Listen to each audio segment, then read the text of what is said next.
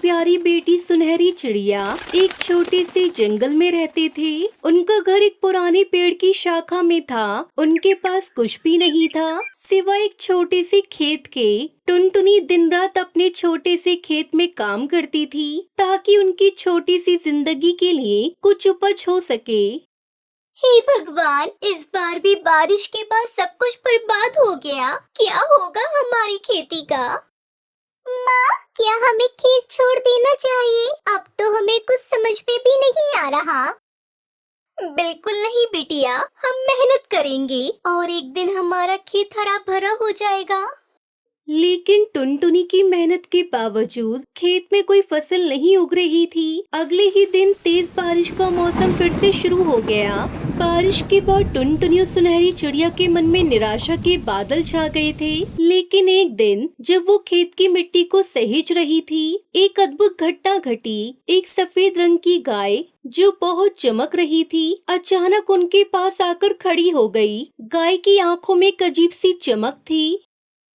तुम दोनों को परेशान देखकर मुझे दुख हो रहा है। मैं तुम्हारी मदद कर सकती हूँ। तुम कौन हो और तुम हमारी सहायता कैसे कर सकती हो? मैं एक जादुई गाय हूँ। मेरा नाम गौरी है। मैं तुम्हारी मेहनत को आसान बना सकती हूँ। तुम चिंता मत करो, मैं तुम्हारी खेती को हरा भरा कर दूंगी। टुनटुनी चिड़िया सुनहरी दोनों ही हैरान थे, लेकिन जादुई गाय की बातें सुनकर वो दोनों बहुत खुश हो गए। माँ, क्या सचमुच ये जादुई गाय हमारी मदद करेगी? हाँ सुनहरी, मैं तुम्हारी मदद करूंगी। तुम सिर्फ मेरी बातें ध्यान से सुनो और मेरी मदद से तुम्हारे खेत में उपज आएगी। गाय ने टुनटुनी और सुनहरी को खेत में काम करने के नए तरीके सिखाए। गाय के पास एक जादुई शक्ति थी जिससे वो बारिश के पानी को सही तरीके से खेत में बिखेर देती थी। गाय के साथ काम करने से खेत में फसलें जल्दी उगने लगी। अरे वाह बेटिया, देखो हमारे खेत में हरियाली छा गई है। माँ, ये सब कुछ जादुई गाय की वजह से हुआ है। वो सचमुच हमारी मदद कर रही है। गाय ने अपनी जादुई शक्ति से न केवल खेत को फिर से हरा भरा कर दिया, बल्कि टुनटुनी और सुनहरी की जिंदगी में खुशहाली ला दी। अब तुम्हारी मेहनत रंग लाई है। तुम्हें अब और मेहनत करने की जरूरत नहीं है। लेकिन जंगल में एक चालाक और सुंदरी कौवी रहती थी। वो हमेशा दूसरों से अपना फायदा निकालने की कोशिश करती रहती थी। सुंदरी कौवी ने जब सुना कि टुनटुनी और सुनहरी के पास एक जादुई गाय है, तो वो अपनी चालाकियों से गाय को अपने कब्जे में करने की योजना बनाने लगी। अगर मैं इस गाय को अपने कब्जे में ले लूं, तो मुझे पूरी जिंदगी सुख शांति मिलेगी। सुंदरी कौवी ने अपनी चाल चलनी शुरू की और एक दिन गाय से मिलने के बहाने टुनटुनी और सुनहरी के पास आई। नमस्ते टुनटुनी दीदी, मैं आपकी खेत की तारीफ सुनकर यहाँ आई हूँ। क्या मैं आपकी कुछ मदद कर सकती हूँ? आप मदद करना क्यों चाहती हैं सुंदरी कौवी? हमें लगता है कि आप कुछ और चाहती हैं। अरे नहीं नहीं दीदी, मैं सिर्फ आपकी मदद करना चाहती हूँ। आप जानती हैं कि मैं बहुत ही ज्यादा ईमानदार हूँ। सुंदरी कौवी ने अपनी चालाकियों से गाय को बहलाने की कोशिश की, लेकिन गाय ने उसकी बातों को नकारते हुए कहा, मैं हमेशा तुम्हारे पास रहूंगी। मैं किसी के साथ भी धोखा नहीं कर सकती। मैं केवल सुनहरी की मदद करने आई हूँ और मैं उनका साथ छोड़ने का सोच भी नहीं सकती। सुंदरी कौवी निराश होकर लौट गई, लेकिन उसने तय कर लिया कि वो जादुई गाय को किसी भी हालत में अपने पास लेकर आएगी। कुछ दिनों बाद सुंदरी कौवी ने एक और चाल चली। वो रात के अंधेरे में गाय को फुसलाने के लिए आई, लेकिन जादुई गाय ने अपनी जादुई शक्तियों का प्रयोग कर सुंदरी कौवी को दूर धक्का दे दिया। तुम्हारी चालाकियों से मुझे कोई फर्क नहीं पड़ेगा। तुम कभी भी हमारी मदद नहीं ले सकती। सुंदरी कौवी को समझ आ गया कि उसकी सारी चालें विफल हो चुकी थी। उसने हार मान ली और जंगल छोड़कर चली गई। टुनटुनी चिड़िया सुनहरी की जिंदगी अब फिर से खुशहाल हो गई। उन्होंने अपने खेतों से ढेर सारी फसलें उगाई और जंगल में उनकी मेहनत की कदर होने लगी। बिटिया, हमारी मेहनत अब रंग ला रही है। हम अपने खेतों में खुशहाल हैं। हाँ माँ, ये जादुई गाय के बिना तो सब कुछ मुमकिन ही नहीं था। जादुई गाय ने अपनी जादुई शक्ति से उनकी हमेशा मदद करी और दोनों माँ बेटी अपनी जिंदगी में खुशहाल हो गईं। ये कहानी बच्चों को सिखाती है कि यदि हम किसी का साथ सच्चे दिल से चाहिए तो हमारी मेहनत और अच्छाई से हम किसी भी मुश्किल का सामना कर सकते हैं। टुनटुनी चिड़िया ऑटो रिक्शा चलाने का काम किया करती थी और जंगल के सभी बच्चे और पक्षी टुनटुनी चिड़िया के ऑटो रिक्शा में बैठना पसंद करते थे, क्योंकि टुनटुनी चिड़िया सबसे किराए के पैसे बहुत ही कम लेती थी। परंतु उसके पड़ोस के कालू कौवा और सुंदरी कौवी उसकी तरक्की से बहुत जला करते थे। अरे कालू जी, आप भी ऑटो चलाना शुरू कर दो, क्योंकि जंगल में सिर्फ चिड़िया ही ऑटो चलाती है और उसके दिन में कमाई बहुत ही अच्छी होती है।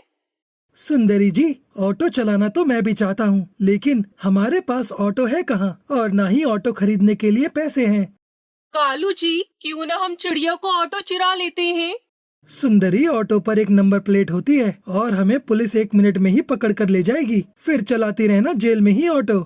चलवाना तो अब से ऑटो ही है, चाहे कहीं से भी जुगाड़ करूं। और हाँ, आज के आज घर पे ऑटो आ जाना चाहिए। परंतु मेरे पास तो 1 भी रुपया नहीं है, तो फिर मैं कहाँ से ऑटो खरीदूं? कालू जी, हम ऑटो एजेंसी चलते हैं और किश्तों पर एक ऑटो ले आते हैं। ये कहकर वो दोनों ऑटो एजेंसी चले जाते हैं और कुछ ही देर में किश्तों पर ऑटो ले आते हैं। फिर सुंदरी कौवी अपने ऑटो का स्वागत करती है। मुबारक हो कालू जी आपको। सुंदरी जी, आपको भी मुबारक हो, अपना कंडक्टर जो रखूंगा मैं आपको।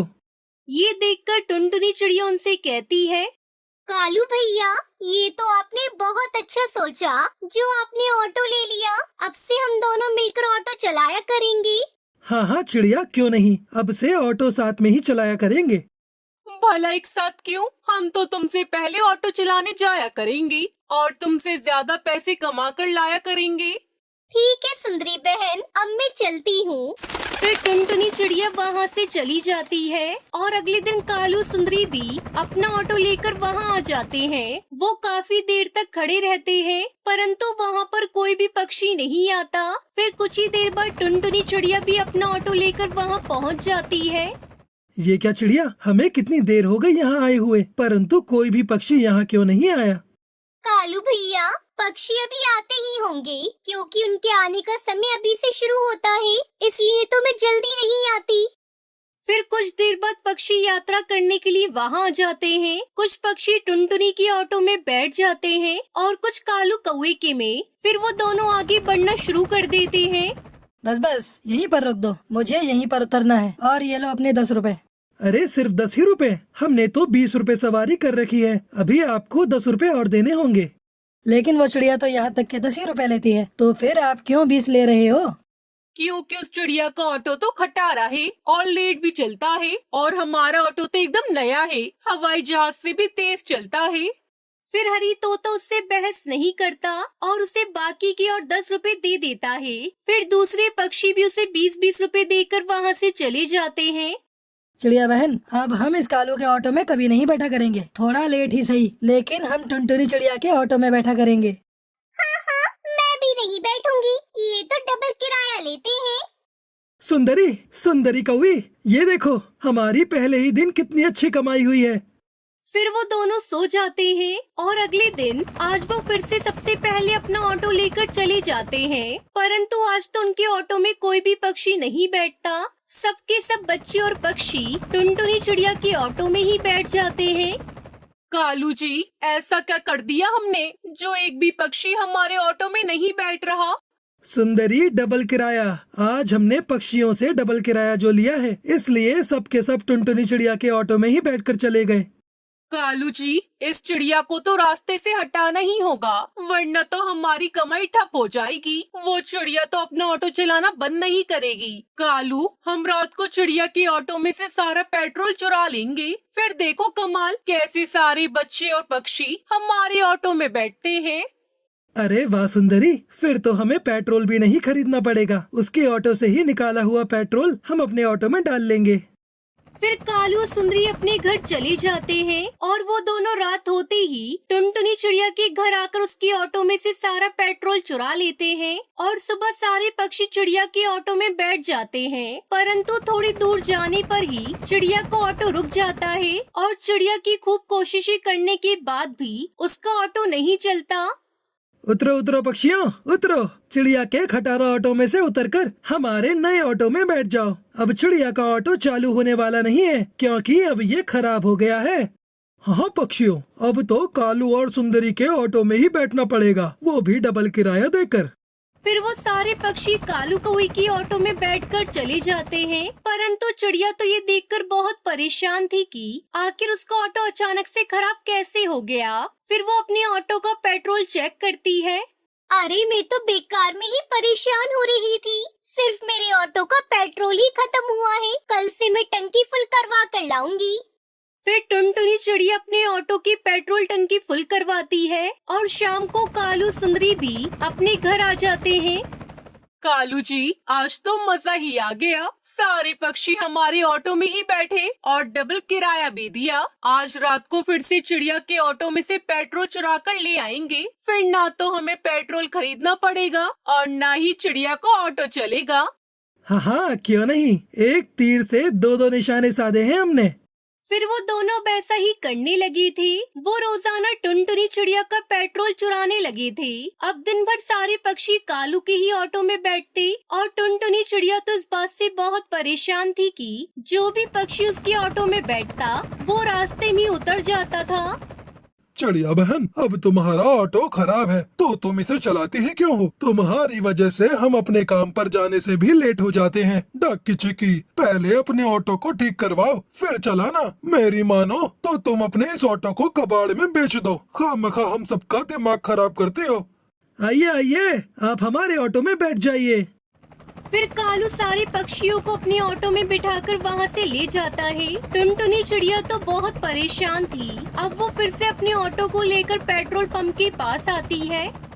लगता है चिड़िया बहन, आपकी बहुत अच्छी कमाई हो रही है, तभी तो एक दिन में 2-2 बार टंकी फुल करवाती हो। नहीं नहीं भाई साहब, मेरी तो बिल्कुल भी अच्छी कमाई नहीं हो रही। पता नहीं सारा पेट्रोल कहाँ चला जाता है। चिड़िया बहन, मैं अभी आपका ऑटो चेक करता हूँ कि कहीं कोई खराबी तो नहीं है। फिर बंटी टुनटुनी चिड़िया का ऑटो चेक करता है। चिड़िया बहन, आपका ऑटो तो बिल्कुल ठीक है।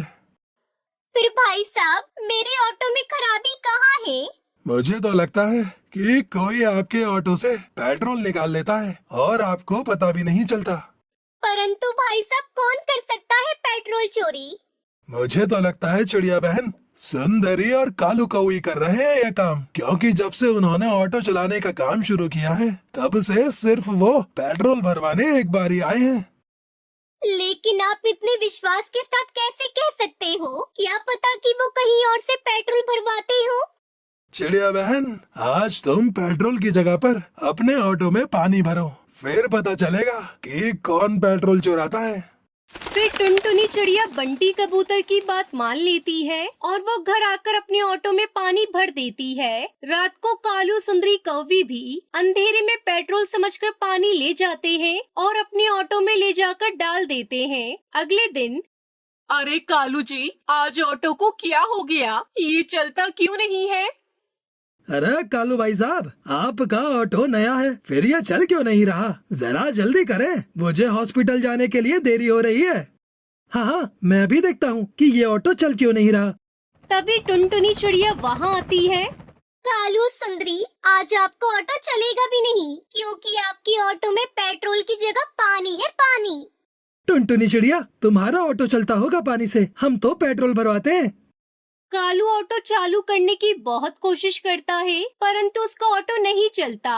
वहाँ सारे पक्षी मौजूद थे। तभी टुनटुनी चिड़िया उन दोनों की करतूत के बारे में उन्हें बता देती है।